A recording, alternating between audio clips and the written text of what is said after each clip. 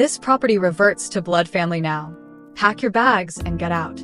That was the first thing I heard, less than 24 hours after burying my husband. Still in my funeral dress, I walked into my own home to find my father-in-law and his sons hauling out my furniture like vultures circling fresh prey. They thought they had won. What they didn't know was that Marcus, my loving husband, had seen their betrayal coming long before and planned the most flawless revenge from beyond the grave. If you've ever been underestimated, disrespected, or treated like an outsider, then this story will hit like pure justice. Hit that subscribe button now, smash that like, and stick around because this isn't just revenge. This is legacy, love, and ruthless poetic justice, all rolled into one. I am Ashley Coleman, 37 years old. For 8 years, I was married to Marcus Coleman, a gentle, steady soul who worked as a veterinarian in Richmond, Virginia. We shared a Victorian house his grandfather had left him. To me, that home wasn't property, it was memory. It was Sunday breakfasts in the sunlit kitchen. It was Marcus coming in late with mud-stained boots after treating a sick horse. It was nights wrapped in each other's arms, whispering promises about the future. To his family, it was territory, birthright, legacy, bloodline. When Marcus died, I thought grief would be my biggest battle.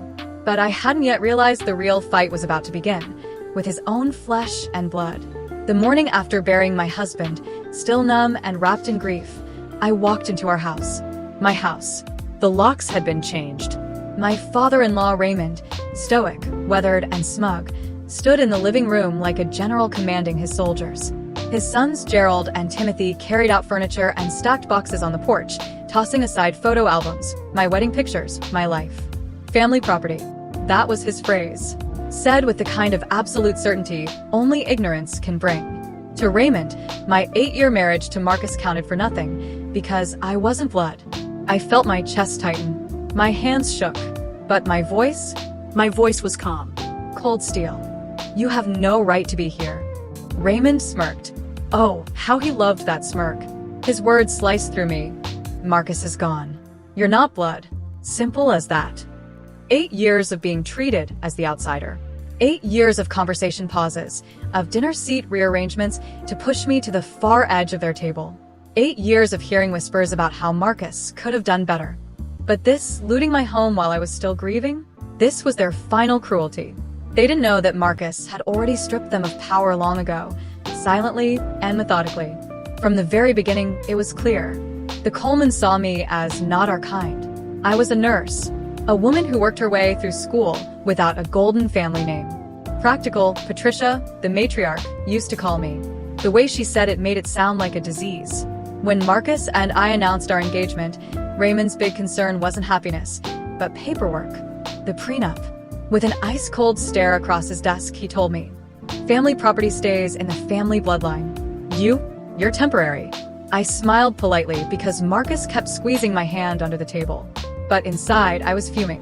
What they didn't realize was, I had never wanted their wealth. I wanted him. Marcus wasn't naive.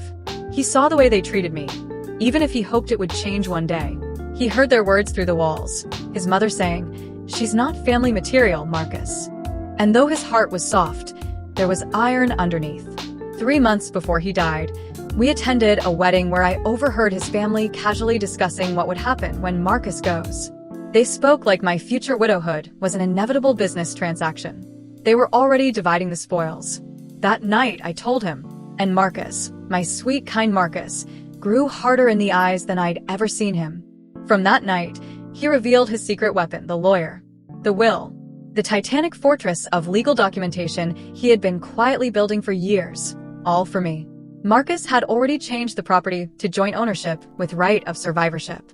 Our house, our land, ours. Period.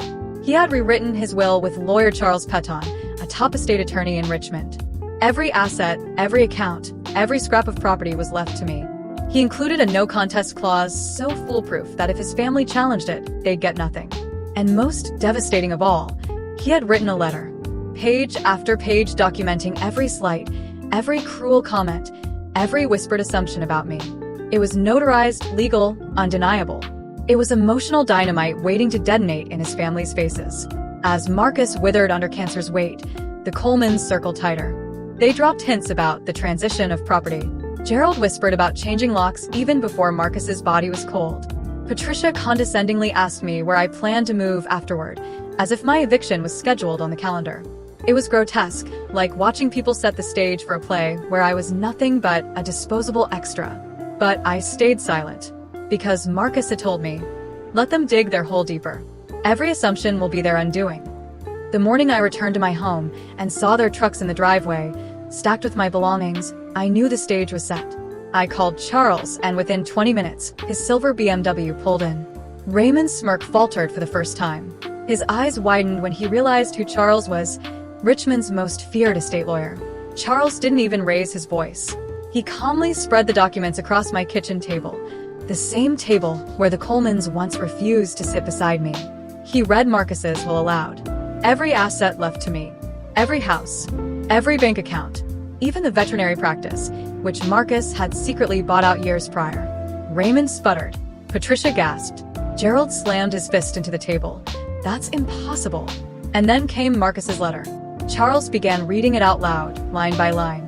If you are reading this, it means I am no longer here to protect Ashley from your cruelty. For 8 years, you treated her as an outsider, a parasite, a problem to be solved. But I loved her. And because I loved her, I leave her everything.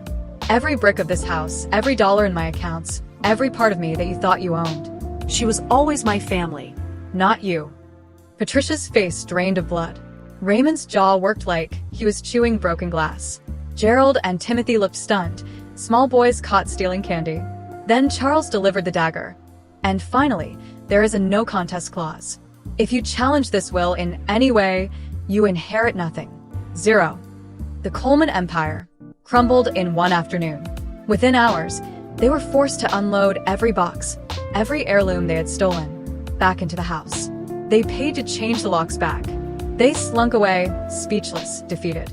Word spread quickly in Richmond. The man who strutted around as patriarch, Raymond, had been publicly humiliated. His own son's dying act was a blatant rejection of the family legacy. Patricia lost face among her judging social circle. Gerald faced his furious wife, who now realized she wasn't moving into the Coleman family house. Timothy lost the veterinary practice job he assumed was automatic.